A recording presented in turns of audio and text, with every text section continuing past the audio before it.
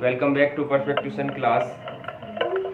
आज standard 12 chemistry और chapter number 9 coordination compound वो चैप्टर स्टार्ट कर रहे हैं और साथ में 11 का चैप्टर इक्विलिब्रियम चल रहा है।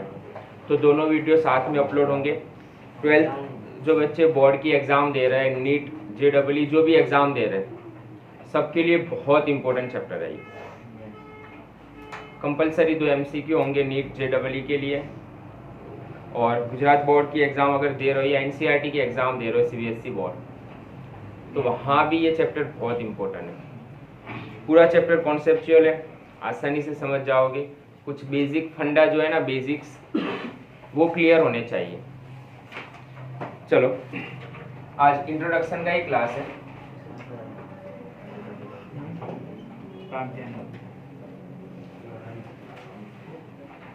Coordination compound.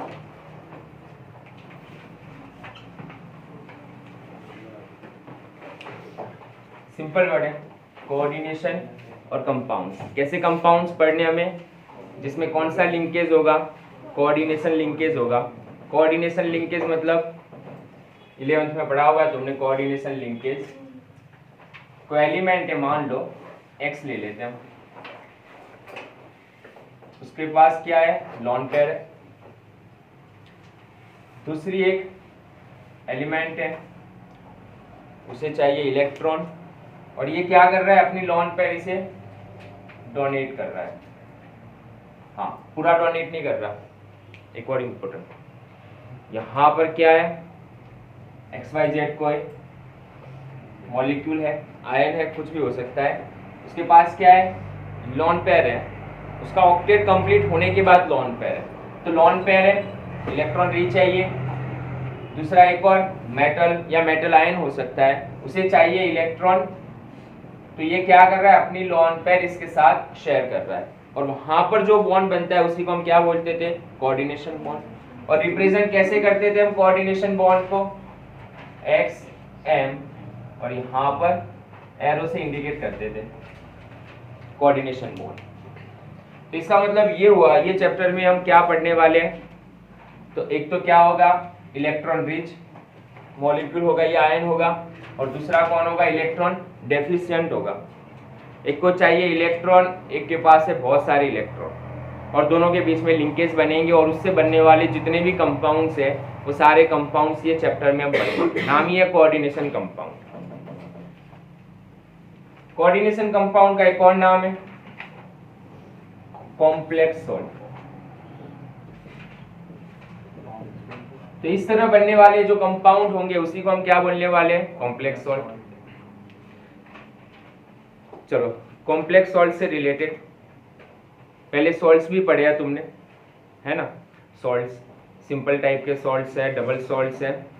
तो यहाँ पर कौन कौन से टाइप के सॉल्ट्स हो सकते हैं वो, और हमें कॉम्प्लेक्स सॉल्ट के बारे में पढ़ना है। चलो सिंपल सॉल्ट्स पढ़े हैं सबने, यस। सिंपल सॉल्ट्स क्या होगा बोलो। सिंपल सॉल्ट में जैसे कि NaCl एक कैटायन होता है और एक एनायन होता है। सिंपल सॉल्ट अगर हम वाटर में, पानी में डिसॉल्व कर रहे हैं तो क्या होगा, वो 100 कम्प्लीटली आयोनाइज्ड हो जाएगा, कम्प्लीटली डिसोसिएटेड हो जाता है कैटायन और एनायन में। NaCl को जैसे ही वाटर में डिसॉल्व कर रहे हैं, कितने आयंस मिलेंगे हमें, 2 आयंस मिलने वाले। इसी तरह एक और सॉल्ट है, it's called the double salt. Double salt यहाँ पर देखो, सिंपल सॉल्ट में क्या है, एक कैटायन और एक एनायन है। डबल सॉल्ट में क्या होंगे, एक से ज्यादा सॉल्ट मिक्स होंगे, एक से ज्यादा सॉल्ट मिक्स होंगे, और क्या होगा, जो कॉम्प्लेक्स बना रहा है उसी को हम बोलेंगे डबल सॉल्ट। जैसे कि एग्जांपल है पोटास एलम। पोटास एलम का formula KAl SO4 twice and H2O, hydrated होता है, ओके। तो 12H2O। डबल सॉल्ट जो है, अगर उसे हम वाटर में डिसॉल्व कर रहे हैं तो कितने आयंस मिलेंगे, ये भी क्या हो रहा है, कंप्लीटली आयोनाइज्ड हो जाता है। कंप्लीटली क्या होगा, ये भी आयोनाइज्ड हो रहा है। अगर हम पोटास एलम को डिसॉल्व कर रहे हैं वाटर में तो हमें कितने आयंस मिलेंगे यहाँ से, तो यहाँ से कौन कौन से आयंस अलग होंगे, K+, Al 3+ और SO4 के कितने आयंस होंगे? SO4 2- के 2 आयंस होंगे। तो हमें पोटास एलम से टोटल कितने आयंस मिल रहे हैं? 4 आयंस मिलेंगे हमें। अगर हम इसे डिसॉल्व कर रहे हैं, समझना हो कि पोटास एलम को डिसॉल्व कर रहे हैं वाटर में, तो हमें कितने आयंस मिल रहे हैं? 4 आयंस। कंप्लीटली आयोनाइज्ड होगा। पानी में डिसॉल्व करने के बाद इसकी आइडेंटिटी नहीं रहेगी। पोटास एलम कौन, कोई पता नहीं हमें, क्योंकि वो तो कंप्लीटली आयोनाइज्ड हो गया। एक और एग्जांपल है यहाँ पर पोटास एलम जैसा ही डबल सॉल्ट का एग्जांपल, एक और मोहर्स सॉल्ट। कौन सा एग्जांपल है? मोहर्स सॉल्ट, वो भी डबल सॉल्ट का एग्जांपल है। उसका formula FeSO4 NH4 twice into hydrated और 6H2O। एक और SO4 है यहाँ पर, SO4 and 6H2O। मोहर सॉल्ट को अगर हम वाटर में डिसॉल्व कर रहे हैं तो कितने आयंस मिलेंगे हमें यहाँ से? ये भी कंप्लीटली क्या होगा? आयोनाइज्ड होगा। तो हमें कितने आयंस मिलने वाले हैं यहाँ से? एक तो Fe3+, SO4 2- के कितने आयंस? 2, और NH4+ के कितने? 2 आयंस। मतलब टोटल कितने आयंस मिल रहे हैं हमें डिसॉल्व करने पर? टोटल 5 आयंस मिल रहे हैं। तो सिंपल सॉल्ट वो तो कैटायन और सिंपल कैटायन और एनायन से ही होता है। डबल सॉल्ट 2 अलग अलग सॉल्ट्स मिक्स होने से बनता है और कंप्लीटली क्या होता है? वो भी आयोनाइज्ड होता है। कितने आयंस मिलते हैं ना, उस पर फोकस करो अभी कि इसे डिसॉल्व करने पर ये कंप्लीटली आयोनाइज्ड होता है, अपनी आइडेंटिटी लॉस कर लेता है और मैक्स कितने आयंस दे रहा है उस पर फोकस करना है। अब तीसरे सॉल्ट कौन से टाइप के पढ़ने वाले हम यहाँ पर चैप्टर में? Complex salt. तो थर्ड नंबर का जो सॉल्ट है वही कॉम्प्लेक्स सॉल्ट है, वही हमारा चैप्टर है। तो कॉम्प्लेक्स सॉल्ट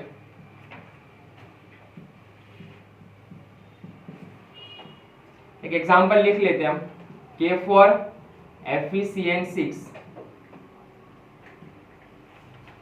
ये है कॉम्प्लेक्स सॉल्ट। हाँ, रिप्रेजेंट कैसे करेंगे वो धीरे धीरे समझ में आ ही जाएगा तुम्हें। ये सब कुछ क्या है वो भी समझ में आ जाएगा। चलो, ये कॉम्प्लेक्स सॉल्ट है, ये इसे हम डिसॉल्व कर रहे हैं वाटर में। इसे भी डिसॉल्व कर रहे थे वाटर में, लेकिन क्या हुआ यहाँ पर? कंप्लीटली ये आयोनाइज्ड हुआ। कॉम्प्लेक्स सॉल्ट अगर इसे डिसॉल्व कर रहे हैं तो कितने आयंस मिल सकते हैं यहाँ से हमें? तो 4 तो क्या है यहाँ पर? K+ के आयंस होंगे। अब ये जो बॉक्स है ना, लार्ज बॉक्स, पूरा कोऑर्डिनेशन स्फीयर बोलेंगे इसे, लार्ज बॉक्स में जो है वो आयोनाइज नहीं होगा और वो सिर्फ हमें एक ही आयन के फॉर्म में मिलने वाला है। तो यहाँ पर हमें टोटल कितने आयन मिल रहे हैं? 5। फोकस करना है यहाँ पर। अब जो ब्रैकेट के बाहर है वो आयोनाइज्ड हो गया। K4 था वो कंप्लीटली क्या हो गया? यहाँ पर आयोनाइज्ड हो गया। लेकिन जो ब्रैकेट के अंदर है ना, वो कंप्लीटली आयोनाइज नहीं हो रहा। मतलब उसमें अभी भी एक बड़ा सा और स्ट्रॉन्ग लिंकेज है, जो वाटर में क्या नहीं हो रहा? आयोनाइज नहीं हो रहा। वही लिंकेज कोऑर्डिनेशन लिंकेज से रिलेटेड है। यहाँ पर जो लिंकेज बन रहा है ना, इसमें ये कोऑर्डिनेशन स्फीयर के अंदर, बॉक्स के अंदर, वही हमारा क्या है? कोऑर्डिनेशन है। तो यहाँ से समझने की ट्राई करना हो कि ब्रैकेट के बाहर वाले जो होंगे, आगे भी हो सकता है पीछे भी हो सकते हैं, वो कंप्लीटली क्या होते हैं? वो आयोनाइज्ड होते हैं, आयोनाइजेबल है वो। लेकिन जो ब्रैकेट के अंदर है वो नॉन आयोनाइजेबल है, वो आयोनाइज नहीं होंगे। और उसी के अंदर हमारा पूरा चैप्टर छुपा है। It's called the coordination compound या लिंकेज। क्लियर? तो कौन कौन से सॉल्ट्स है और डबल सॉल्ट और कॉम्प्लेक्स सॉल्ट के बीच का डिफरेंस क्या है? तो डबल सॉल्ट क्या है? कंप्लीटली आयोनाइज्ड होगा, loss identity in aqueous solution, and कितने आयंस दे रहा है? 2-3 एग्जांपल देख लो। उसी तरह कॉम्प्लेक्स सॉल्ट क्या है? कंप्लीटली आयोनाइज्ड नहीं हो रहा, अपनी आइडेंटिटी अंदर बचा कर रखेगा। और ब्रैकेट के अंदर जो चीज है उसी को हम क्या बोलेंगे? कोऑर्डिनेशन एंटाइटीज या तो कोऑर्डिनेशन स्फीयर बोलने वाले। तो लिख लो ये।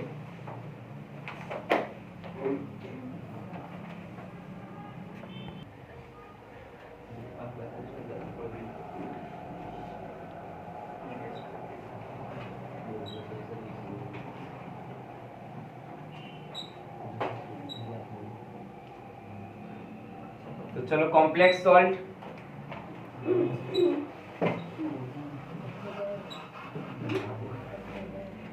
अब कॉम्प्लेक्स सॉल्ट फॉर्म कैसे हो रहा है, एक एग्जांपल लेकर ही समझ रहे हैं वापिस। के फॉर FeCN6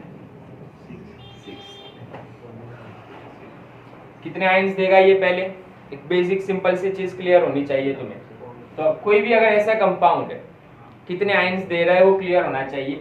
ये वाली चीज हमने पढ़ी है चैप्टर नंबर 2 सॉल्यूशन में, कॉलिगेटिव प्रॉपर्टीज के अंदर बॉइलिंग पॉइंट और बॉइलिंग पॉइंट एलिवेशन, और वहां पर कॉलिगेटिव प्रॉपर्टीज में ये सॉल्ट आ गया है वहां पर।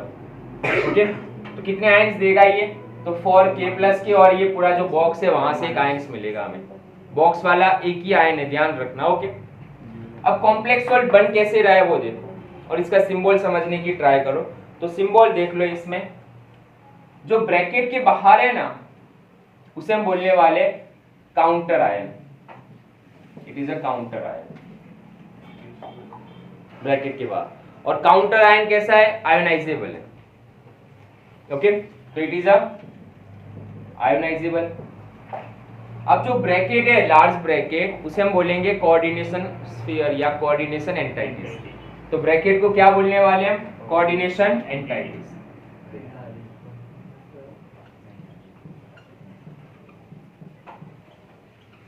अब कोऑर्डिनेशन एंटाइटीज या कोऑर्डिनेशन स्फीयर के अंदर ध्यान से देखो, तुम्हें दो चीजें दिख रही है। एक तो क्या है, मेटल आयन, Fe दिख रहा है ना, मेटल। तो एक क्या है, यहां पर मेटल है, और कौन सा मेटल होगा, ज्यादातर यहाँ पर डी ब्लॉक के मेटल ही होंगे ज्यादातर। ओके, तो डी ब्लॉक के मेटल ही देखने मिलेंगे हमें, मेटल होगा या तो मेटल आयन होगा। तो यहाँ पर कौन है, एक मेटल आयन। दूसरा कौन है, यहाँ पर Cn माइनस आयन दिख रहा है तुम्हें, और कितने हैं टोटल, 6 है। तो ये जो Cn माइनस आयन है उसे हम बोलने वाले लिगेंड। ये कौन है, फोकस करना है यहाँ पर वापिस। कोऑर्डिनेशन स्फीयर के अंदर कौन है, एक मेटल, और डी ब्लॉक मेटल होगी ज्यादातर। दूसरे नंबर पर कौन है, Cn माइनस, वो कौन है, लिगेंड है। अब जो डी ब्लॉक मेटल है यहाँ पर वो क्या होगा, इलेक्ट्रॉन डेफिशिएंट होगा। कौन है वो, इलेक्ट्रॉन डेफिशिएंट। इसका मतलब क्या हुआ, लिगेंड क्या होगा यहाँ पर, इलेक्ट्रॉन रिच। जो इलेक्ट्रॉन डेफिशिएंट है मेटल आयन या मेटल, वो क्या करेगा, इलेक्ट्रॉन एक्सेप्टर है। तो ये क्या करने वाला है, यहाँ पर इलेक्ट्रॉन एक्सेप्टर है, ये इलेक्ट्रॉन एक्सेप्टर। तो लिगेंड क्या करेगा, इलेक्ट्रॉन डोनर है। जो इलेक्ट्रॉन एक्सेप्टर है उसी को हम क्या बोलते हैं, लुईस के कॉन्सेप्ट के बेस पर, it is a Lewis acid, it's act as a Lewis acid. जबकि ये कौन है, लुईस बेस। अब जो लिगेंड है वो कौन से इलेक्ट्रॉन डोनेट करेगा, तो वो पेयर में ही इलेक्ट्रॉन डोनेट करेगा, मतलब उसके पास जो लॉन पेयर होगी ना वही डोनेट करने वाला है। ओके, तो कौन से इलेक्ट्रॉन डोनेट करने वाला है, ये इलेक्ट्रॉन पेयर, जिसे हम क्या बोलेंगे, लॉन पेयर डोनेट करता है वो। तो वो लॉन पेयर ही डोनेट करेगा लिगेंड। ओके, इलेक्ट्रॉन से भरा हुआ है वो। नेक्स्ट, अब मेटल आयन में ज्यादातर डी ब्लॉक की मेटल पढ़ेंगे हम, जैसे कि Fe2+, copper, cobalt. Okay, D block की तुमने जो 21 से 30 तक याद रखी है ना, उसे ज्यादातर एग्जाम्पल मिलेंगे तुम्हें, उसी से ज्यादा एग्जाम्पल है। लेकिन जो लिगेंड है वो कौन होंगे, हाँ मेटल क्या होगा, या तो न्यूट्रल हो सकता है या तो कैटायन होगा। एनायन तुम्हें नहीं मिलेगा यहाँ पर कोई भी। जो मेटल है वो या तो मेटल आयन के फॉर्म में होगा, वो भी कैटायन के फॉर्म में होगा। एन आयन यहाँ पर होगा ही नहीं, तभी तो इलेक्ट्रॉन एक्सेप्टर है ये। जो लिगेंड है उसके अंदर न्यूट्रल हो सकता है वो। तो न्यूट्रल लिगेंड के अंदर कौन होगा, जैसे कि H2O, NH3। H2O में ऑक्सीजन के ऊपर 2 लॉन पेयर होती है, NH3 में नाइट्रोजन के ऊपर लॉन पेयर है। उसके बाद नेगेटिव चार्ज आयन भी हो सकता है, ये लिगेंड नेगेटिव चार्ज आयन भी हो सकता है। नेगेटिव चार्ज आयन में कौन है, OH minus, Cl minus, Cn minus, जैसे यहाँ पर हमने क्या लिया है Cn-। वापिस अगेन एक इम्पोर्टेंट, लिगेंड क्या करेगा, लॉन पेयर डोनेट करेगा। कुछ लिगेंड होते हैं वो एक लॉन पेयर डोनेट कर सकता है, कुछ लिगेंड ऐसे होते हैं एक साथ में 2 लॉन पेयर डोनेट कर सकते हैं, एक साथ में 3 लॉन पेयर भी डोनेट कर सकते हैं। लेकिन यहाँ पर हमने जितने भी एग्जाम्पल लिखे ना वो सभी एक एक लॉन पेयर ही डोनेट करने वाले। H2O एक ही लॉन पेयर डोनेट करता है, एक H2O एक ही लॉन पेयर डोनेट करेगा। तो यहां से हमें समझ में क्या आ रहा है कि Cn माइनस जो है आयन वो टोटल कितने 6 है। तो एक Cn माइनस कितने लॉन पेयर डोनेट करता है एक, तो यहां पर टोटल कितनी लॉन पेयर डोनेट हो रही है 6। तो Fe कितने इलेक्ट्रॉन एक्सेप्ट कर रहा है यहाँ पर 6 लॉन पेयर एक्सेप्ट कर रहा है 6 पेयर, मतलब टोटल 12 इलेक्ट्रॉन एक्सेप्ट कर रहा है कौन Fe। यही इंपॉर्टेंट है, यही समझने की ट्राई करना। ओके Fe कितनी लॉन पेयर एक्सेप्ट कर रहा है 6, जितनी लॉन पेयर एक्सेप्ट करेगा मेटल वही उसका क्या होगा कोऑर्डिनेशन नंबर होगा। क्लियर है। तो एक और नया वर्ड आ रहा है तुम्हारे लिए कोऑर्डिनेशन नंबर। तो कोऑर्डिनेशन नंबर क्या होगा, number of electron pair accept. जो मेटल या मेटल आयन जितनी इलेक्ट्रॉन पेयर एक्सेप्ट कर रहा है वही क्या है उसका कोऑर्डिनेशन नंबर है। एक और चीज, डायरेक्ट हर बार नहीं होगा कि यहाँ पर 6 है तो ये 6 लॉन पेयर एक्सेप्ट कर रहा है, क्योंकि कुछ ऐसे लिगेंड है जो एक साथ में 2 लॉन पेयर डोनेट कर सकता है, 3 कर सकता है। ओके बाइडेंटेड हो सकता है या तो पॉलीडेंटेड हो सकता है वो। लेकिन यहाँ पर सारे जो भी एग्जांपल लिखे ना मैंने अभी तक वो सारे मोनोडेंटेड के एग्जांपल है, मतलब एट अ टाइम वो एक ही लॉन पेयर डोनेट करता है। तो यहाँ से क्लियर समझने की ट्राई करना, Fe कौन है, लुईस एसिड है, इलेक्ट्रॉन डेफिशिएंट है या तो इलेक्ट्रॉन एक्सेप्टर है, एक साथ में वो लॉन पेयर ही एक्सेप्ट करेगा। सेकंड, उसके साथ जो अटैच है वो कौन है, लिगेंड है। लिगेंड क्या है, इलेक्ट्रॉन रिच है, इलेक्ट्रॉन या लॉन पेयर डोनर है। ओके अब इसमें कौन सा बॉन्ड बनेगा, वही है ना, चैप्टर का नाम तो वही है कोऑर्डिनेशन कंपाउंड। यहाँ पर जो कंपाउंड बन रहा है वो कौन सा है कि Cn क्या कर रहा है, लॉन पेयर डोनेट कर रहा है, Fe क्या कर रहा है, लॉन पेयर एक्सेप्ट कर रहा है, और उसके बीच में जो बॉन्ड बना वो कौन सा लिंकेज है, कोऑर्डिनेशन लिंकेज है। क्लियर है, कोऑर्डिनेशन लिंकेज। और इससे बनने वाले कंपाउंड्स पूरे चैप्टर में पढ़ेंगे। कोऑर्डिनेशन नंबर कितना है इसका 6। तो कोऑर्डिनेशन नंबर याद रखेंगे हम, खास इंपॉर्टेंट एमसीक्यू है ये भी। और ज्यादातर कौन से कोऑर्डिनेशन वाले कंपाउंड पढ़ने वाले हम 6 या तो 4 से रिलेटेड पढ़ेंगे। वो कैसे आया, क्यों इसे 6 इलेक्ट्रॉन ही चाहिए, 6 पेयर ही चाहिए, वो समझा रहा हूं। पहले ये लिख लो,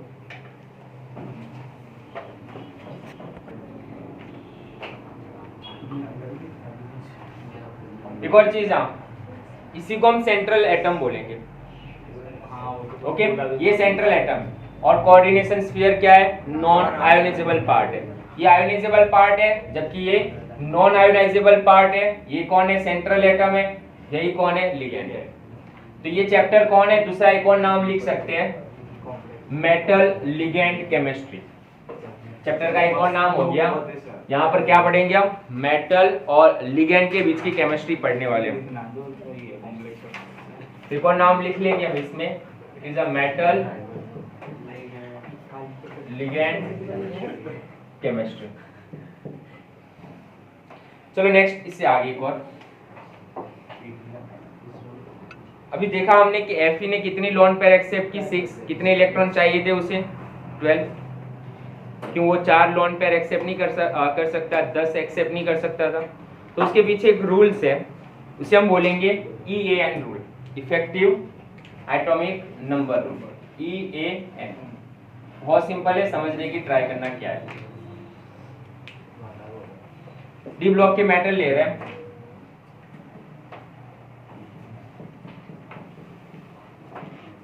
ओके, आयरन, कोबाल्ट, निकल एंड कॉपर, जिंक, इसी से रिलेटेड है।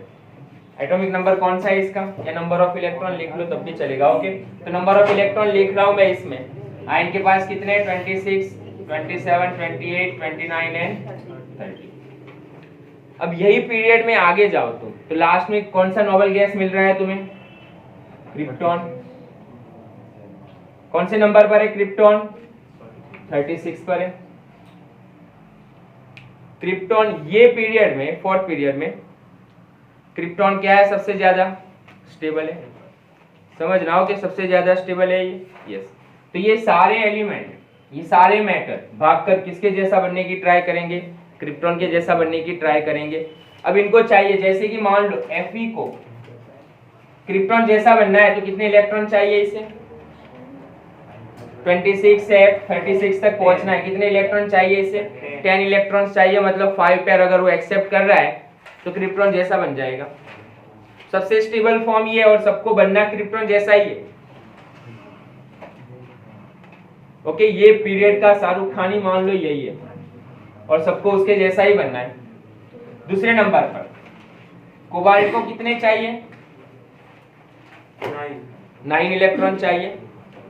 निकल को अगर एकदम स्टेबल बनना है तो 8, मतलब 4 लोन पेयर अगर ये एक्सेप्ट करे तो क्या हो जाएगा, वो क्रिप्टॉन जैसा हो जाएगा, मतलब नोबल जैसा हो जाएगा, स्टेबल हो जाएगा। उसी तरह जिंक अगर 3 लोन पेयर उसे मिल गए तो क्या हो गया, स्टेबल हो गया। इसी को बोल रहे इफेक्टिव एटॉमिक नंबर रूल्स, कि ये सभी आगे जो भी आ रहा है वो सभी इनके जैसा बनने की ट्राई कर रहे हैं और उसी की भागम भाग में क्या कर रहा है, वो इलेक्ट्रॉन पेयर को एक्सेप्ट कर रहा है, लोन पेयर, और जिसे जितनी चाहिए उतनी एक्सेप्ट कर रहा है। लेकिन हर बार ऐसा नहीं है कि वो 36 पर ही आकर रुक जाए। कुछ ऐसे एग्जाम्पल मिलेंगे जो इफेक्टिव एटॉमिक नंबर रूल्स को फॉलो नहीं करते, कुछ फॉलो करेंगे कुछ फॉलो नहीं करेंगे। मान लो जिसका 36 हो गया कंप्लीटली तो हम कह सकते हैं यस उसने इफेक्टिव एटॉमिक नंबर रूल्स को फॉलो किया। लेकिन कुछ ऐसे भी मिलेंगे जो 37 हो जाएंगे, 38 हो जाएंगे या 35 तक रुक जाएंगे, भागते भागते, जरूर नहीं क्रिप्टॉन जैसा ही पहुंचे, कुछ आगे भाग जाते हैं कुछ पीछे रह जाते हैं। तो वो इफेक्टिव एटॉमिक नंबर के रूल्स को फॉलो नहीं करते, लेकिन हाँ वो भी कॉम्प्लेक्स तो बना रहे हैं, कोऑर्डिनेशन कंपाउंड ही कहेंगे उसे, लेकिन वो रूल्स को फॉलो नहीं कर रहे हैं। नेक्स्ट उसके बाद ये था मेटल, मेटल आयन भी हो सकता है जैसे कि Fe2+, तो इसके पास कितने इलेक्ट्रॉन हो गए, 24। तो ये कितनी लोन पेयर एक्सेप्ट करेगा, 6। क्लियर है ना ये। तो चलो कोबाल्ट अगर मान लो +3 हो रहा है तो कितने हो गए, ये भी 24। तो इसे अगर क्रिप्टॉन जैसा बनना है तो कितना, 6 लोन पेयर। चलो निकल, ओनली निकल ही है या Na+2 ले लेते हैं, 26, इसे कितनी लोन पेयर चाहिए, 5। मतलब कौन सा कंपाउंड बनाएगा ये, Ni2+। चलो उसके बाद इसी से और एग्जांपल ले सकते हो तो किसे कितनी लोन पेयर चाहिए ना वो समझने की ट्राई करना, और वही उसका कोऑर्डिनेशन नंबर है। जो 4 लोन पेयर एक्सेप्ट कर रहा है तो उसका कोऑर्डिनेशन नंबर 4 होगा, जो 6 लोन पेयर एक्सेप्ट कर रहा है उसका कोऑर्डिनेशन नंबर 6 होगा। हमारे पास ज्यादातर 2 ही एग्जांपल पढ़ेंगे हम, 6 वाला कोऑर्डिनेशन नंबर या तो 4 कोऑर्डिनेशन नंबर, ये दोनों से रिलेटेड पूरा चैप्टर में गिवन है। कुछ रेयर केस में एक आध एग्जांपल मिल जाए हमें जिसका कोऑर्डिनेशन नंबर क्या है, 5 है। तो इफेक्टिव एटॉमिक नंबर का रूल्स क्या होगा, क्लियर है ये भी लिख लो।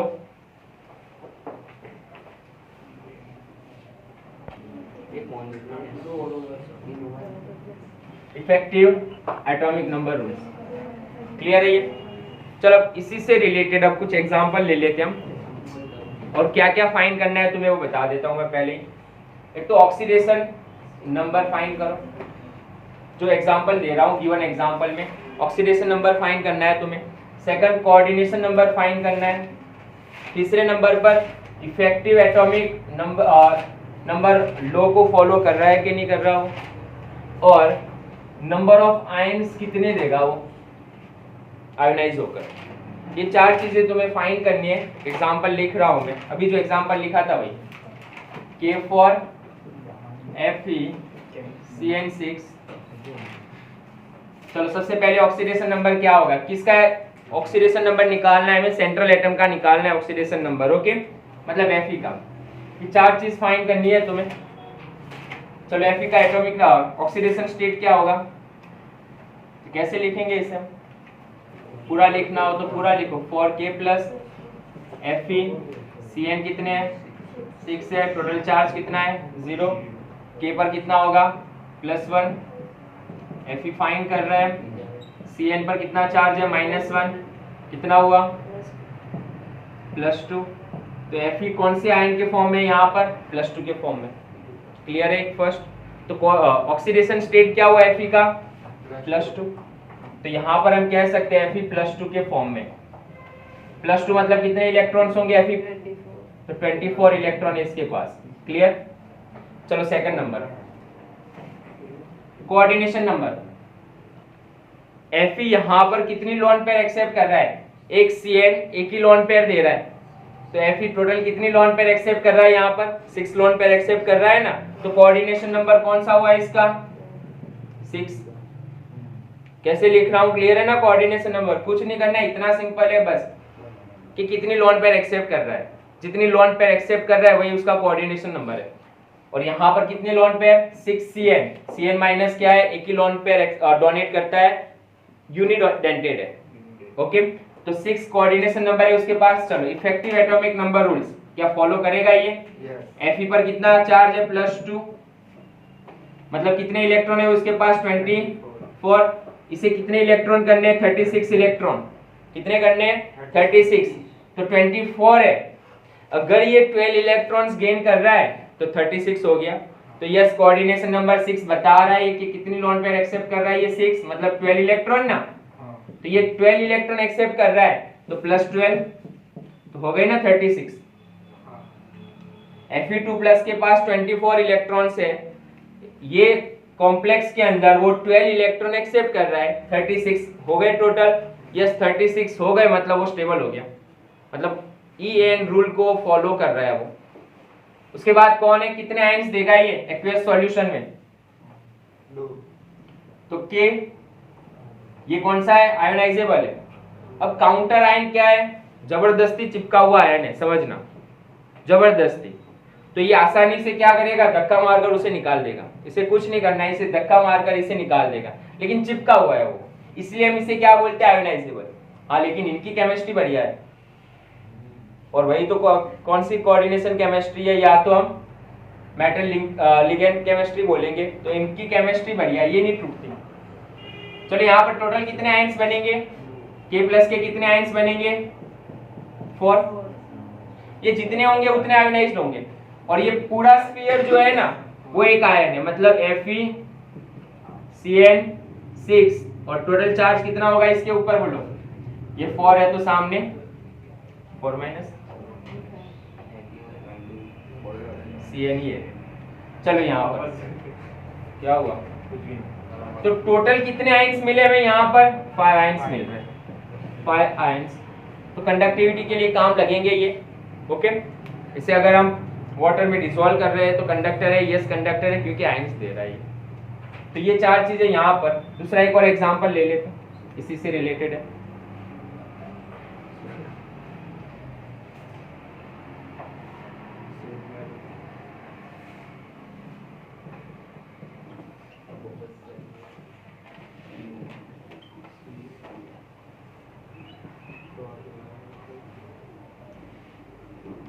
क्या है यहाँ पर?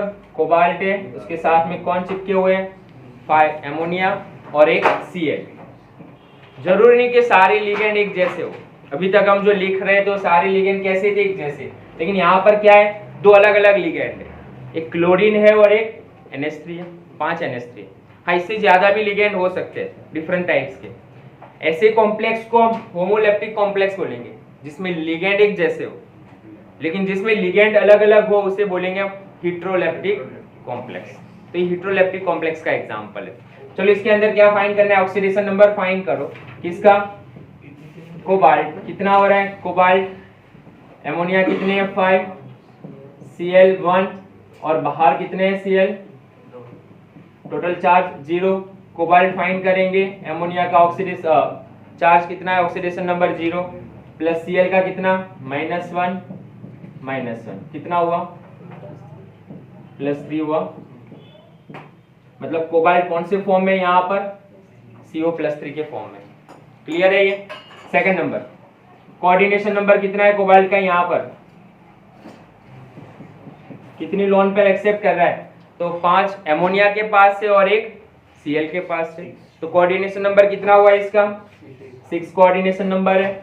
नेक्स्ट इसके बाद ये रूल को फॉलो कर रहा है। CO+3 कितने इलेक्ट्रॉन हुए? कोबाल्ट मतलब 27, और CO+3 मतलब कितने हुए? 24 electron.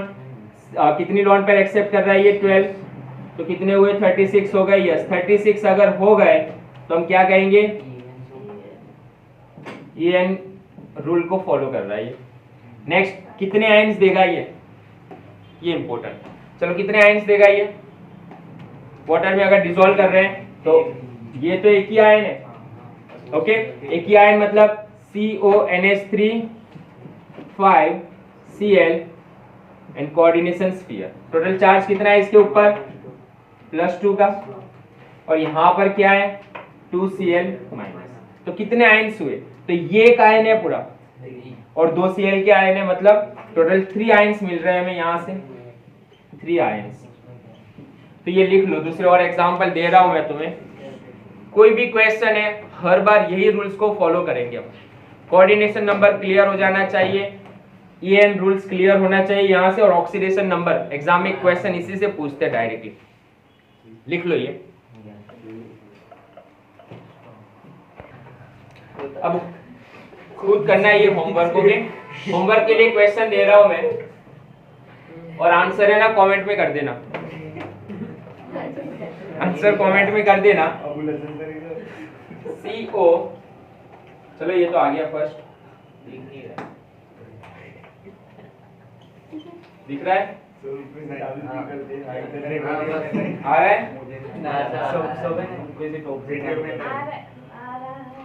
COCl 2 NH4 sorry NH3 4 और प्लस का चार्ज है। दूसरा एग्जांपल Ni कार्बन मोनोऑक्साइड के 4 मॉलिक्यूल्स। तीसरा example PtCl2 2 minus. Fourth example, 4-5 example लिख रहा हूं जो टेक्स्ट बुक में है ही, और उसी से रिलेटेड पढ़ने वाले हम ज्यादातर।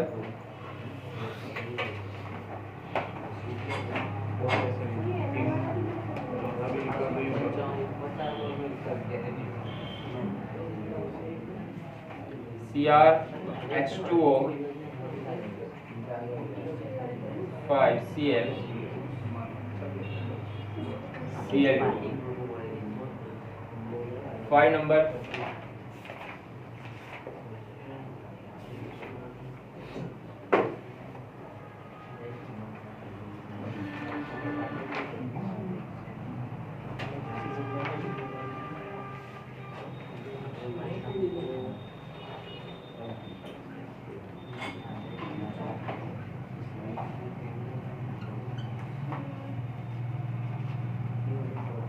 अगर इतना आ गया ना तो आधा चैप्टर तो ऐसे ही क्लियर है, बस इतना क्लियर होना चाहिए, आधा चैप्टर तो ऐसे ही समझ में आ जाएगा तुम्हें। चलो नेक्स्ट क्लास में वॉर्नर थ्योरी पढ़ेंगे।